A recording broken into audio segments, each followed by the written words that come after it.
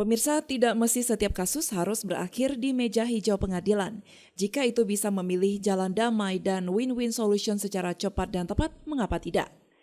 Hal inilah yang ditempuh oleh T. Fakhrialdani selaku kuasa hukum dari 7 karyawan yang dipecat sepihak oleh PMI Aceh Utara beberapa waktu lalu. Perjanjian damai itu diwakili oleh masing-masing kuasa hukum kedua belah pihak, yaitu T. Hasan Syah selaku kuasa hukum UDD PMI Aceh Utara dan Teguh Fakhrialdani selaku kuasa hukum 7 ex-karyawan lembaga kemanusiaan tersebut di salah satu kafe di Lok Semawe pada Senin 4 September 2023. Teguh Fakhrialdani kepada Puja TV menyebutkan bahwa setelah melewati perbincangan dan diskusi dengan pengurus PMI Aceh Utara melalui manajemen UDD PMI Aceh Utara dan kliennya, sepakat untuk menyelesaikan persoalan di antara para pihak secara damai. Masing-masing pihak telah menerima perjanjian yang telah disetujui.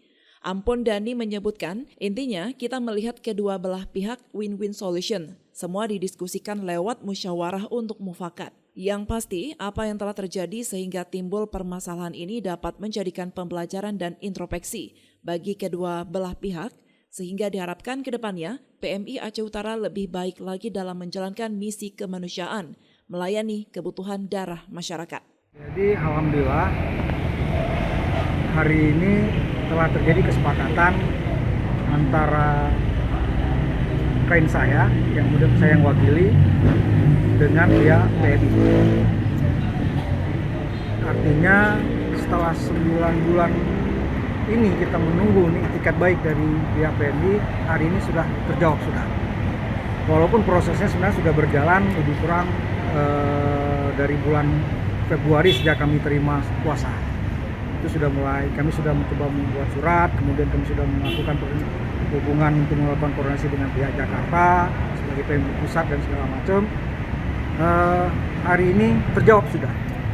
Kami sudah menemukan suatu formalita yang semacam formula bahwa ini bisa berakhir secara damai.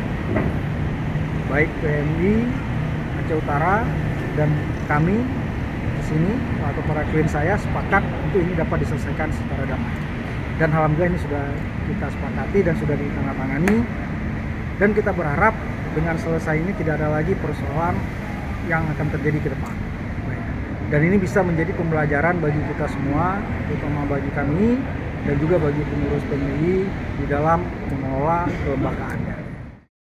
Sebelumnya diberitakan 7 ex-karyawan lewat kuasa hukumnya mensomasi PMI Aceh Utara dan melaporkan kasus tidak diperpanjang kontrak tenaga kerja itu ke PMI Pusat, Kantor Hak Asasi Manusia Perwakilan Aceh pada Januari 2023 lalu. Saat itu ke-7 ex-karyawan tidak merasa mendapatkan haknya, sementara pengurus PMI menyatakan mekanisme tidak diperpanjang kontrak telah sesuai ketentuan organisasi kemanusiaan tersebut. Dari Lok Semawe, Denny Muhtadi melaporkan untuk Puja TV Aceh.